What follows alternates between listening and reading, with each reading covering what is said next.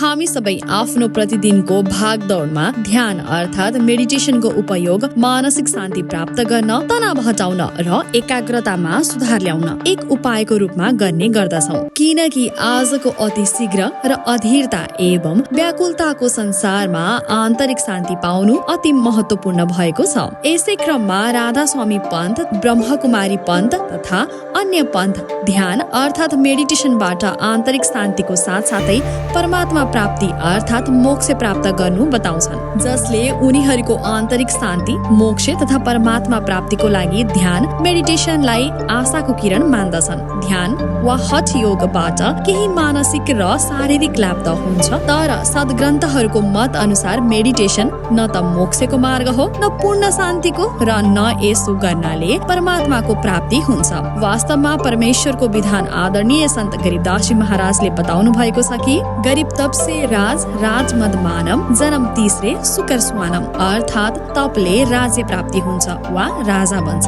राजामा अहंकार धेरै हुन्छ र अहंकारकै कारण अनेकौं पाप गर्दछ र फेरि अर्को जन्ममा सुकर अर्थात् सुँगुर तथा स्वान अर्थात् कुकुर बन्दछ। पहिले मनुष्य जीवन शास्त्र विरुद्ध साधना तप गरेर नष्ट गर्यो, दोस्रो जीवन राज्य गरेर र अहंकार वश पाप गरेर समाप्त गर्यो, फेरि दुईवटैको भोग भोगेर नर्क र 84 लाख योनिको कष्ट सधैँ रहिरहन्छ। किनकि प्राणायामद्वारा श्वासलाई रोकेर ध्यानबाट समाधि लाग्दछ, जसमा श्वास रोक्नाले वायुका कीटाणु मर्दछन्। त्यसको पाप अभ्यासीले भोग्नु पर्दछ, किनकि 3 लोकमा ब्रह्मको ओम मन्त्रको साधनाले जस्तो कर्म प्राणी गर्दछ सबै भोग्नु पर्दछ। पुण्य स्वर्गमा, पाप नर्कमा र अरु 84 लाख योनिहरूमा भोग्नु पर्दछ।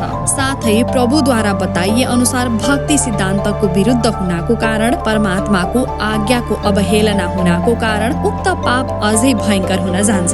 किनकि पवित्र श्रीमद् भागवत गीता अध्याय 17 को श्लोक 5 र 6 मा गीता ज्ञानदाता ब्रह्म स्पष्ट गर्दछन् कि जो व्यक्ति शास्त्र विधि त्यागेर मनमानी आचरण गरेर घोर तप गर्दछन् अर्थात् एकान्त स्थानमा बसेर ध्यानाकृत अर्थात् समाधिस्थ हुन्छन् वा ध्यान अर्थात् मेडिटेसन गर्दछन्, ती यो शरीरमा स्थित देवी देवता र अन्तःकरणमा स्थित म गीता ज्ञानदातालाई पनि सताउँछन्। ती अज्ञानीहरूलाई असुर स्वभावको जान्नु। यसै गरी पुराणहरूबाट थाहा पाउन सकिन्छ कि देवर्षि नारद, कपिल मुनि, ऋषि चुनक, लोमस, मार्कण्डे, दुर्वासा, विश्वामित्र, वशिष्ठ, भृगु, अगस्त्य मुनि समेत 84,000 ऋषि, गोरखनाथ, सुखदेवजी जस्ता 9 योगेश्वर जो संसारमा प्रसिद्ध छन्, यिनीहरू सबैले काल ब्रह्मको ओम मन्त्रको जप तथा समाधिस्थ भएर जन्म र मृत्युबाट मुक्ति पाउन चाहन्थे। तर तपस्या तथा ओम मन्त्रको जपले उनीहरूको मुक्ति भएन, बरु उनीहरूलाई समुद्र पिउने, अरूलाई नाश गर्ने, एक भन्दा अनेक रूप बनाउने आदि सिद्धिहरू र स्वर्ग ब्रह्मलोक आदिको प्राप्ति भयो। र पवित्र श्रीमद् भागवत गीता अध्याय 8 श्लोक 16 मा गीता ज्ञानदाता ब्रह्म स्वयं भन्दछन् कि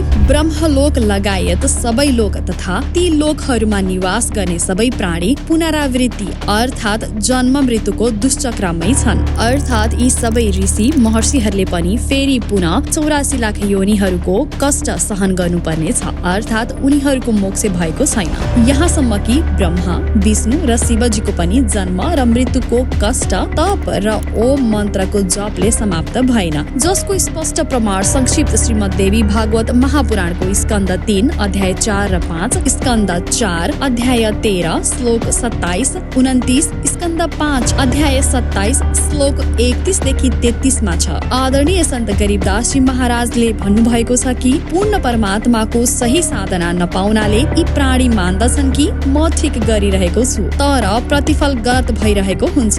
गरीब डिम्भ करे डुङ्गर चढे, अन्तर झिनी झुल, जग जाने बन्दगी करे, बोए सुल बबुल। भावार्थ डिम्ब अर्थात् पाखण्ड गरेर, डुङ्गर अर्थात् अग्लो स्थानमा चढेर घोर तप गरेर प्रदर्शन गर्ने साधकको भित्र विकार भरिएको हुन्छ। सोझा जनता उसलाई देखेर ठुलो भक्त महापुरुष भन्ने ठान्छन्। जति नै कठिन साधना गरिरहेको होस् तथापि ऊ शास्त्र विधि विपरीत मन कल्पित घोर तप गरेकाले आफ्नो भविष्यमा काँडा रोपिरहेको छ। जस्तै गीता अध्याय 3 श्लोक 6 मा पनि प्रमाण छ, जो मूढ बुद्धि आत्मा समस्त इन्द्रियहरूलाई हठपूर्वक बाहिरबाट रोकेर मनले इन्द्रियहरूकै चिन्तन गरिरहेको हुन्छ, त्यो मिथ्याचारी अर्थात् दम्भी पाखण्डी पाखण्डी कहलाउँछ। साथै सद्भक्ति बिना अन्य साधनालाई पूज्य परमेश्वर कबीर देव अर्थात कबीर प्रभुले बताए अनुसार आदरणीय गरीबदासजीले यस्तो बताउनु भएको छ। गरीब जैसे चन्दन सर्प लिपटाई शीतल तन भया विष नै जाई। अर्थात जसरी सर्प गर्मीको समयमा चन्दनको वृक्षसँग टाँसिएर बस्छ, उसले भन्ठान्छ कि मलाई शीतलता र शान्ति प्राप्त भइरहेको छ, तर उसको विष कम भएकै हुँदैन। यस प्रकार साधक चाहे ब्रह्मको उपासना जति नै गरोस्, उसको विकार, काम, क्रोध, मोह, लोभ, अहंकार कम हुँदैन, जो उसका दुःखका कारण हुन्। यस कारण पवित्र श्रीमद् भागवत गीता अध्याय 3 श्लोक 7 र 8 तथा अध्याय 5 श्लोक 2 मा भनिएको छ कि कर्म सन्यासी भन्दा कर्मयोगी उत्तम हो। यसर्थ गीता अध्याय 8 श्लोक 7 मा गीता ज्ञानदाता ब्रह्मले भनेका छन् कि तिमी युद्ध पनि गर तथा मेरो स्मरण पनि गर, यो शास्त्र अनुकूल भक्ति कर्म हो। यस विषयमा कबीर परमेश्वरजीले भन्नुभएको छ, कबीर मुझे सो सतगुरु मन भावे जो सहज मार्ग बतावे, कान न रुंधे आँख न मुंदे न अनहद उलझावे, जो सहज समाधि बतावे। कबीर श्वास उश्वास में नाम जपो, व्यर्था श्वास मत खो, ना जाने इस श्वास को आवन हो कि न हो। गरीब नाम उठत नाम बैठत, नाम सोवत जागरे, नाम खाते नाम पीते, नाम से ती लागरे। यसै गरी श्रीमद् भागवत गीता अध्याय 7 श्लोक 29, अध्याय 15 श्लोक 4 र अध्याय 18 श्लोक 62 मा गीता ज्ञानदाता ब्रह्म भन्दछन् कि यदि तिमीलाई जन्म, मृत्यु र वृद्धावस्थाको कष्टबाट मुक्ति चाहिएको छ, अर्थात परम शान्ति र सनातन परम धाम सत्यलोकको प्राप्ति गर्नु छ भने तिमी ती आदि सनातन परमेश्वरको शरणमा जाऊ, जसको कृपाले संसार सागरमा पुनः फर्केर आउनु पर्दैन, अर्थात पूर्ण मोक्ष प्राप्त हुन्छ। उनी परमेश्वरको जानकारी दिँदै गीता ज्ञानदाताले गीता अध्याय 8 श्लोक 3 मा पनि भनेका छन्, उक्त परम अक्षर ब्रह्म अर्थात पूर्ण ब्रह्म हुन्, जसको भक्ति गर्न 3 मन्त्र 3 विधिको संकेत गीता अध्याय 17 श्लोक 23 सामवेद मन्त्र संख्या 822 मा गरिएको छ, जसको यथार्थ जानकारी पूर्ण तत्वदर्शी सन्तले मात्र दिन सक्छन्।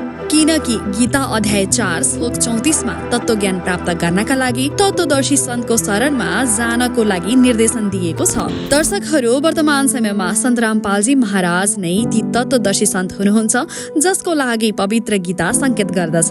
जगत गुरु तत्वदर्शी सन्त रामपालजी महाराज सर्वधर्म ग्रन्थहरूको सत्य ज्ञानलाई उजागर गरी सतभक्ति मार्ग बताइरहनु भएको छ, जुन हाम्रा पवित्र सद्ग्रन्थहरूमा वर्णित छ, जसले मानवको जन्म र मृत्युबाट मुक्ति प्राप्त हुनेछ, अर्थात सनातन परम धाम सत्यलोक प्राप्ति हुनेछ, जहाँ परम शान्ति छ, जसको विषयमा सन्त गरीबदासजी महाराजले स्वयं आँखाले देखेर वर्णन गर्नु भएको छ। ना कोई भिक्षुक दान दे, ना कोई हार व्यवहार, ना कोई जन्मे मरे, ऐसा देश हमार, जहाँ शंखो लहर मेहर की उपजे, कहर नहीं जहाँ कोई, दास गरीब अचल अविनाशी, सुक्का सागर सोई। अतः तपाईहरू सम्पूर्णमा निवेदन छ कि तपाईहरू पनि जगत गुरु तत्वदर्शी सन्त रामपालजी महाराजको शरण ग्रहण गर्नुहोस् र सतभक्ति मार्ग प्राप्त गर्नुहोस्, जसबाट परम सुख र परम शान्ति अर्थात पूर्ण मोक्ष प्राप्त हुन सक्नेछ। धन्यवाद।